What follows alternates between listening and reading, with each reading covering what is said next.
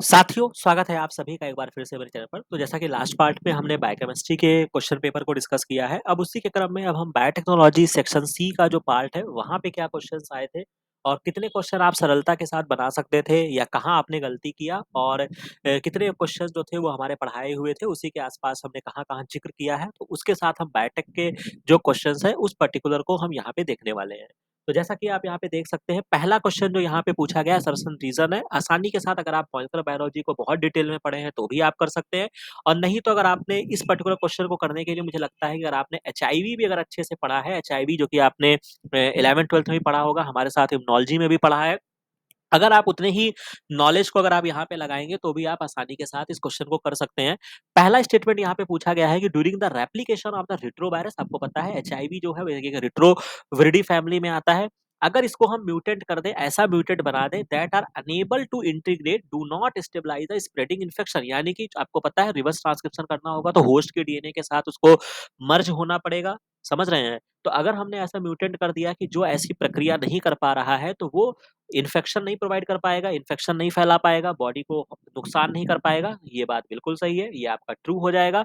Because integration of linear retroviral DNA like reverse transcription is a crucial step for the retroviral life cycle and required for efficient replication of retrovirus. बिल्कुल सही बात, क्योंकि जब तक वो integrate नहीं करेगा, तब तक रिवर्स ट्रांसक्रिप्शन जो एंजाइम है या जो आपका पूरा प्रोसेस है, वो एक तरीके से नहीं हो पाएगा। तो यानी कि ये स्टेटमेंट भी जो है वो मेरा ट्रू हो जाएगा। तो यानी कि इसके मद्देनज़र दोनों ही स्टेटमेंट हमारे ट्रू हैं और रिवीजन जो है वो इसका करेक्ट एक्सप्लेनेशन है ए का। तो मुझे लगता है कि ये क्वेश्चन बढ़िया क्वेश्चन था, डूएबल क्वेश्चन था। नेक्स्ट क्वेश्चन रेस्ट्रिक्शन एंडोन्यूक्लियर जो कि हमने ऑलरेडी बायोटेक्नोलॉजी में बहुत अच्छे से कवर किया था। इस बार पूरा बायोटेक का प्लेलिस्ट ही बना दिया था।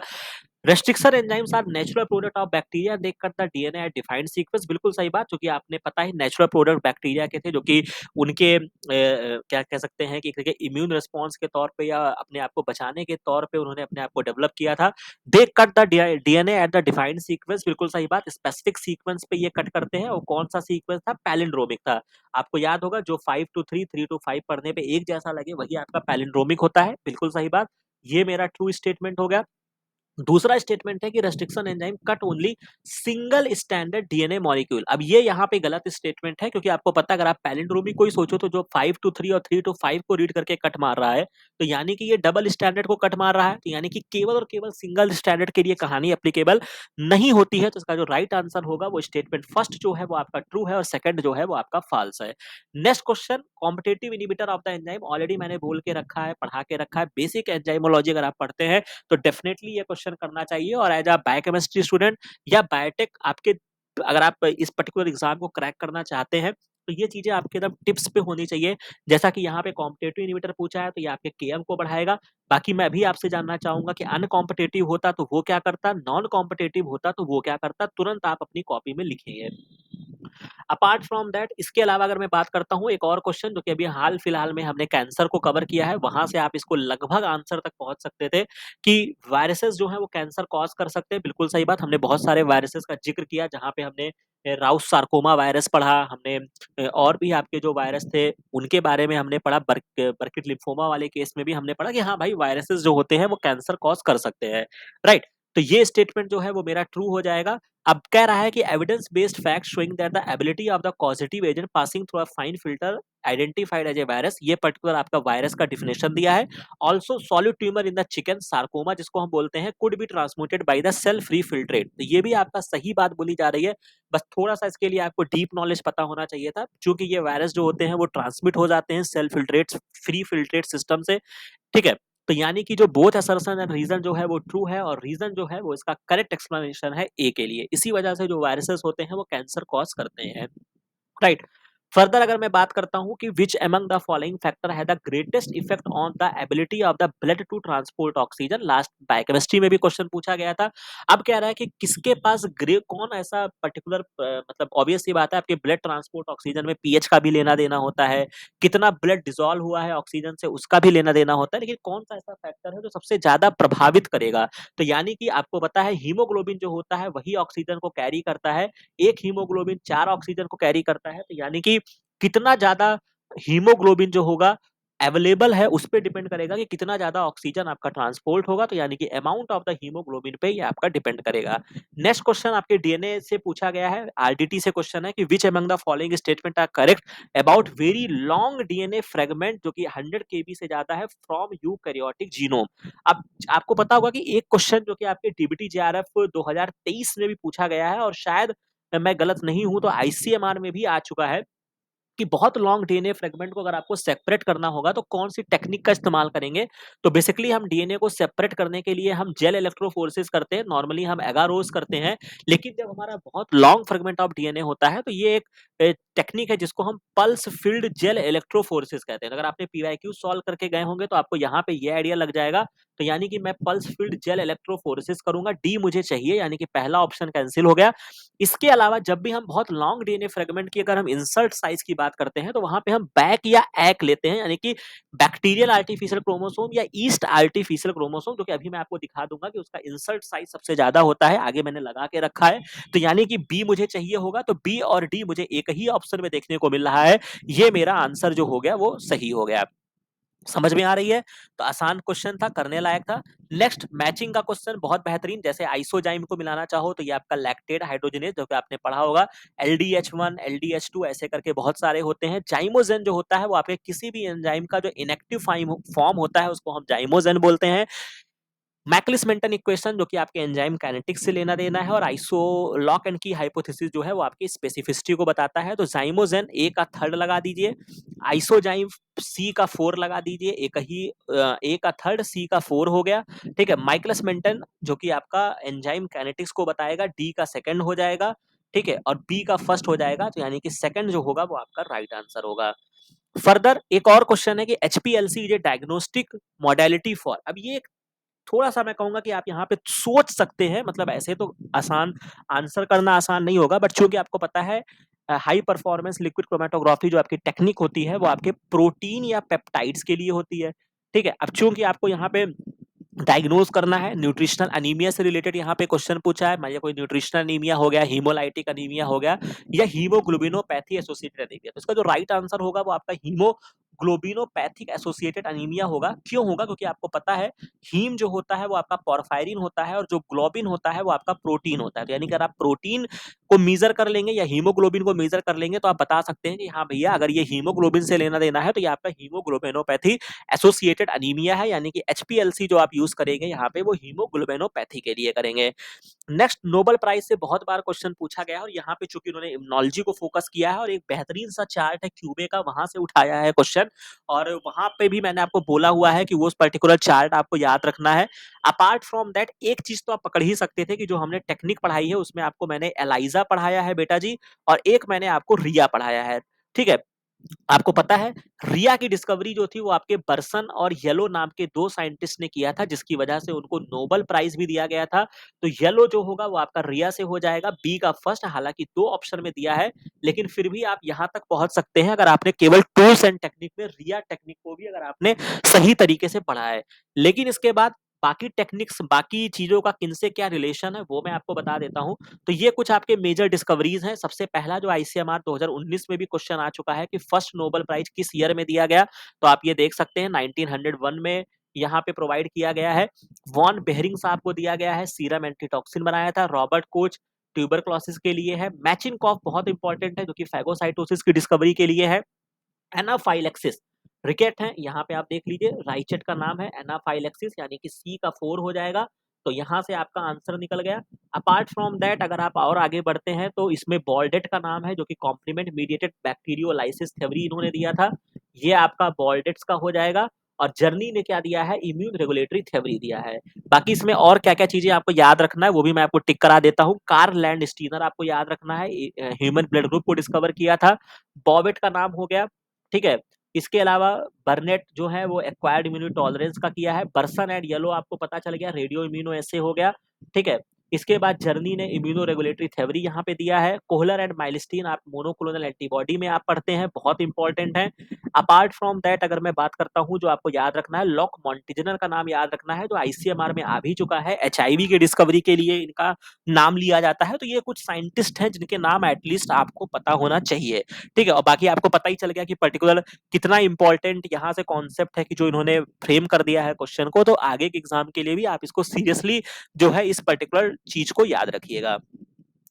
फिर इसके बाद एक और क्वेश्चन आरडीटी से, recombinant technology has made it possible to start with a particular gene, mutation करेंगे and then create mutant cell या ऑर्गेनिज्म आपने बना दिया। इस प्रोसेस को क्या कहते हैं? इसको हम रिवर्स जेनेटिक्स कहते हैं।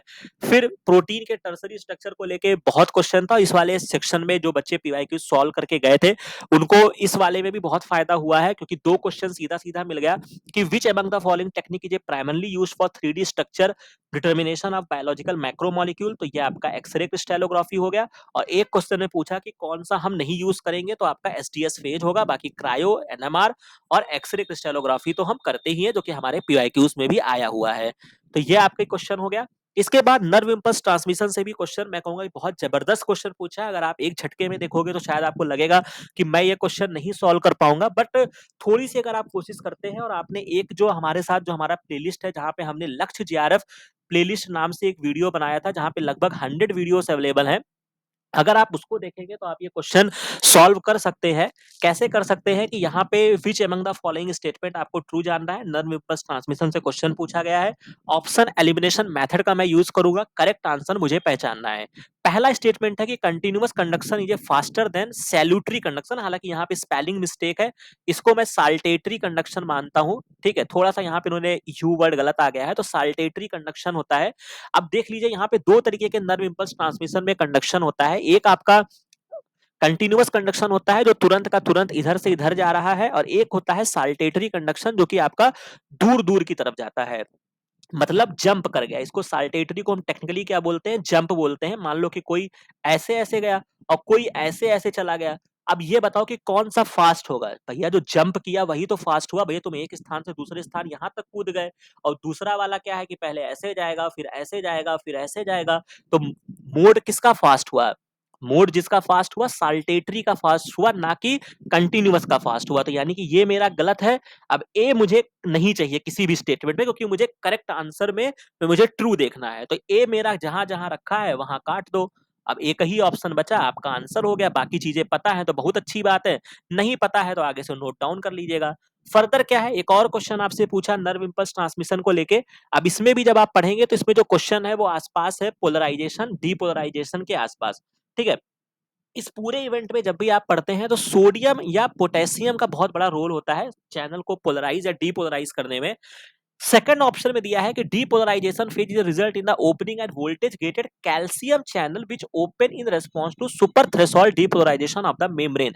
यही आपका गलत हो जाता है। अगर आप थोड़ा सा रिकॉल भी करना चाहो, जब आप रिप्रोडक्टिव बायोलॉजी भी जब आप पढ़ते हैं, वहां पर भी जब आपका चैनल मीडिएटेड जो आपका पॉलीस्पर्मी को ब्लॉक करने वाली मैकेनिज्म होती है, एक स्लो फेज होता है, एक फास्ट पॉलीस्पर्मी होता है। वहां पर भी जो fast fast block of polyspermy होता है, अगर आप वहां से भी कोरिलेट कर लो बेटा जी, पॉलीस्पर्मी जो होता है वहां पे सोडियम के चैनल ही तुरंत बंद या खोले किए जाते हैं। कभी भी डिपोलराइजेशन होगा वहां पे सोडियम चैनल ही होते हैं, ठीक है। तो कैल्शियम यहाँ पे रोल नहीं होगा, तो बी आप यहाँ पे हटा दीजिए। अब चूंकि यहाँ पे मैं ऑप्शन एलिमिनेशन मेथड का यूज करूंगा, मुझे करेक्ट ऑप्शन चाहिए, ठीक है। तो यानी कि जो बी है वो मुझे नहीं चाहिए, बी यहां है, बी यहां है, यानी कि सेकंड ऑप्शन मेरा करेक्ट हो गया। तो इस तरीके से आप इस क्वेश्चन को सॉल्व कर सकते थे। बहुत ही बढ़िया क्वेश्चन यहाँ पे डिजाइन कराया। अपार्ट फ्रॉम दैट एक और क्वेश्चन फ्लो साइटोमेट्री, जो कि मैंने बोला ही है कि इसके बिना तो क्वेश्चन पेपर ही नहीं डिजाइन होगा। बहुत मॉडर्न टेक्निक है, बेहतरीन टेक्निक है, जिसका एग्जाम में बेहतरीन तरीके से जो है वो इस्तेमाल किया जा रहा है। एक क्वेश्चन यहाँ पे घुमाया गया है कि माउस के लिम्फोइड टिश्यू से सेल्स को आइसोलेट किया गया है, स्टेन किया गया है टी सेल मार्कर, जिसमें आप एंटी CD3, CD4, CD8 आपको पता है। CD3 जो होता है वो टी सेल्स का मार्कर होता है, सभी टी सेल्स पे आपके CD3 होगा। CD4 जो होता है वो टी हेल्पर सेल का मार्कर होता है, और CD8 जो होता है वो आपके टी साइटोटॉक्सिक सेल्स का मार्कर होता है। आपने स्टेन कर दिया, फ्लो साइटोमेट्री से एनालिसिस कर दिया, आपको ये प्लॉट देखने को मिल गया, ठीक है। अब ये कह रहे हैं कि आइडेंटिफाई आपको करना है tissue of origin of the cell used for staining as belonging to. यानी कि कौन से टिश्यू को इन्होंने इस्तेमाल किया है, यानी कि जो सेल्स इन्होंने इस्तेमाल किया है इस पूरे प्रोसेस में, मतलब इतनी बकवास करने की जरूरत भी नहीं थी इनको, लेकिन चूंकि इन्होंने क्वेश्चन को जबरदस्त तरीके से फ्रेम करना था, आपको परेशान करना था ताकि आप 40 सेकंड में इस क्वेश्चन को एक झटके में ना देखें, इसी वजह से इन्होंने इस पर्टिकुलर क्वेश्चन को इस तरीके से डिजाइन किया है, बाकी दम कुछ नहीं है। अब कौन सा टिश्यू लिया होगा, अब चूंकि अब यहीं से आपको आइडिया लग रहा है कि टी सेल्स की बात हो रही है। अब टी सेल्स की अगर मैं बात करता हूं तो आपको पता है कि टी सेल्स बनती कहां पे है, बोन मैरो में। मैच्योर कहां पे होती है, मैच्योर कहां पे होती है, थाइमस में। तो यानी कि जो टी मैच्योर सेल आपको मिलेगी वो कहां मिलेगी, थाइमस में मिलेगी। और टी सेल जो होती है वो मैच्योर थाइमस में होती है, वहीं पर सारा प्रक्रिया होता है। और आपको पर्टिकुलर एक तरीके का जब मैच्योर ही हुई है तभी तो अगर आपको यहाँ पे CD4 और CD8 मिला है। ठीक है, अगर केवल टी सेल्स की बात करते हो तो एक बार बोन मैरो भी आप उठा सकते थे, लेकिन यहाँ पे आपको CD4 CD8 पॉपुलेशन मिले, यानी कि ये टी सेल मैच्योर हो चुकी हैं, तभी तो ये साइटोटॉक्सिक और हेल्पर में कन्वर्ट हुई है। तो यानी कि जो ऑर्गन यहाँ पे लिया गया है वो आपका थाइमस लिया गया है, समझ रहे हैं। तो इसलिए इसका जो राइट आंसर होगा वो आपका थाइमस होगा। फिर एक और क्वेश्चन मैचिंग पे तो टूट पड़ना है, प्राइमरी स्ट्रक्चर अमाइनो एसिड का सीक्वेंस बताता है, बी का फर्स्ट एक ही ऑप्शन में रखा है, आपका आंसर हो गया। Next question, which among the following chromatographic method can be used to separate sample from each other on the basis of the size के आधार पे करेंगे। तो ऑप्शन के अकॉर्डिंग भी आप ट्रैक कर सकते हैं, साइज के अकॉर्डिंग अगर आपको सेपरेट करना है तो आप जेल फिल्ट्रेशन क्रोमेटोग्राफी करेंगे। एफिनिटी आपको पता है किसी चीज का, जैसे विटामिन का एफिनिटी होता है, बायोटीन एवडिन की एफिनिटी होती है, कोई आयन मतलब सोडियम की वजह से हो गया, निकल की वजह से हो गया, तो वो आपके आयन के आ जाता है। बाकी जेल फिल्ट्रेशन क्रोमेटोग्राफी आपको याद भी होगा, मैंने इसमें आपको क्वेश्चंस भी सॉल्व कराए थे और मैंने आपको एसडीएस इलेक्ट्रोफोरेसिस का भी एग्जांपल देके बताया था कि जहां पे आप जेल इलेक्ट्रोफोरेसिस जब आप करते हैं, जिसमें पॉलीएक्रिलामाइड जेल वगैरह बनाते हैं, तो उसमें क्या है, जेल ही की तो मदद से होता है, साइज के अकॉर्डिंग ही तो प्रोटीन सेपरेट होता है। तो वही चीज यहां पर भी है, तो ये जो आपका साइज के अकॉर्डिंग जो होगा वो आपका gel filtration chromatography. Ramachandran plot से क्वेश्चन पूछा गया है, तो ये आपका वैलिडेट करता है 3D structure of the protein, already cover है, बाकी रिमेनिंग ऑप्शन में कोई दम नहीं है, तो कंफ्यूजन आने की भी चांसेस यहाँ पे नहीं है। इसके बाद virus defence mechanism that host has develop an antiviral mechanism in response to viral infection. यानी कि जब भी आपको वायरल इन्फेक्शन होगा तो आप क्या क्या चीजें प्रोड्यूस करोगे, आपको पता है इंटरफेरॉन निकलते हैं, जो कि वायरस में जब भी आपका इन्फेक्शन होगा तो आपके बॉडी में इंटरफेरॉन सिक्रीट होंगे। आरएनए इंटरफेरेंस टेक्नोलॉजी आपने बहुत सारे प्लांट में, खास तौर से हमने आरडीटी जब आपको पढ़ाया तो वहां पे मैंने आपको पढ़ाया था मेलोडीनाई इकॉग्निशिया वाला जो मेथड था, टोबैको प्लांट में जो हमने ठीक किया वो हमने आरएनएआई मेथड को यूज किया। एपोप्टोसिस भी यूज किया जाता है जिसमें आप सेल्स को नष्ट कर देंगे, सेल या एंटीबॉडी मीडिएटेड इम्यून रिस्पांस भी आएगा, और ऑटोफेजी भी जो होता है। तो ये पांचों तरीके होते हैं कि होस्ट अपने आप को एंटीवायरल मैकेनिज्म के थ्रू वायरस के इन्फेक्शन से बचाने का प्रयास करता है या उससे लड़ने का प्रयास करता है। तो इसका जो राइट आंसर होगा वो आपका फोर्थ होगा। नेक्स्ट क्वेश्चन आपसे पूछा गया है 137, consider the following statement with reference to ELISA के टर्म में आपको बताना है, हमारे चैनल पे कवर है। पहला कह रहा है कि when detection is done on the basis of labelled antibody raised against the antigen of interest, the antibody को हम प्राइमरी एंटीबॉडी कहेंगे। बिल्कुल सही बात, आपका जो एंटीजन जो आप इंटरेस्ट होगा, प्राइमरी एंटीबॉडी जाके उसमें बाइंड करेगा और वो उसके लिए स्पेसिफिक होगा, तो पहला ऑप्शन ट्रू हो गया। दूसरा, when detection is done on basis of labelled antibody, जो बाइंड कर रहा है, जो कि प्राइमरी एंटीजन से जाके बाइंड कर रहा है, उस एंटीबॉडी को हम सेकेंडरी एंटीबॉडी कहेंगे। बिल्कुल सही बात, यानी कि जो प्राइमरी से बाइंड किया है उस पे जो जाके बाइंड करेगा उसको हम सेकेंडरी एंटीबॉडी कहेंगे। बिल्कुल सही बात, ये भी आपका ट्रू हो गया। Secondary antibody recognise multiple epitope in the Fc region of the primary antibody thus amplify the signal. बिल्कुल सही बात, प्राइमरी एंटीबॉडी जो होती है वो एंटीजन के पर्टिकुलर एपिटोप के लिए स्पेसिफिक होता है, लेकिन जो सेकेंडरी एंटीबॉडी होता है उसके पूरे एपिटोप्स के मल्टीपल एपिटोप्स को रिकॉग्नाइज करता है, जिससे वो सिग्नल की इंटेंसिटी को बढ़ा सके। तो यानी कि ए, बी और सी हो जाएगा। देन क्या है, non specific antibody also bind to the antigen, ये गलत बात है। अब एलाइजा जब मैंने आपको पढ़ाया है, अगर आपने रिकॉल करोगे, तो वहां पे क्या है कि हर स्टेप के बाद वॉशिंग एक स्टेप बहुत मैंडेटरी था। मैंने बोला था कि उसको अंडरस्टूड समझना कि हमने प्राइमरी एंटीबॉडी का इंक्यूबेशन किया तो भी हमको वॉश करना है, सेकेंडरी एंटीबॉडी का इंक्यूबेशन किया तो भी हमको वॉश करना है। और वॉशिंग हम इसलिए करते थे ताकि कोई अगर नॉन स्पेसिफिक एंटीबॉडी जाके बाइंड की हो, चाहे वो वेस्टर्न ब्लॉट हो चाहे वो एलाइजा है, ताकि वो रिमूव हो सके। ठीक है, तो यानी कि नॉन स्पेसिफिक एंटीबॉडी जो होती है वो बाइंड नहीं करती है, क्योंकि हम वॉशिंग स्टेप करते रहते हैं। तो इसका जो करेक्ट आंसर हो जाएगा वो आपका ए, बी और सी होगा, डी नहीं होगा। ठीक, तो यहां तक आपकी कहानी हो गई। Next question, the characteristic strong absorption of light by 280 nanometre पे जो होता है वो आपका एरोमेटिक अमाइनो एसिड्स की वजह से होता है। फिर नेक्स्ट क्वेश्चन आपका इंक्रीजिंग ऑर्डर ऑफ द सजाना है आपको इंसर्ट साइज के अकॉर्डिंग, क्योंकि मैंने अभी लास्ट क्वेश्चन में आपको बताया कि सबसे ज्यादा जो इंसर्ट साइज होता है वो यैक का होता है। आप यहाँ पे देख सकते हैं डीएनए इंसर्ट साइज हमने डीबीटी के लेक्चर में भी पढ़ाया, बस आपको इतना ही याद रखना था। सबसे ज्यादा यैक का होता है, फिर कॉस्मिड का होता है, तो यानी कि सबसे पहले इधर इंक्रीजिंग ऑर्डर में आओगे ना तो इधर सबसे पहले बी हो जाएगा, फिर ई हो जाएगा, कॉस्मिड हो जाएगा। ठीक है, कॉस्मिड के बाद आपका लैम्डा फेज होगा, लैम्डा फेज के बाद आपका प्लाज्मिड होगा और M13 का सबसे कम होगा। तो फोर्थ ऑप्शन जो होगा वो इसका राइट आंसर होगा।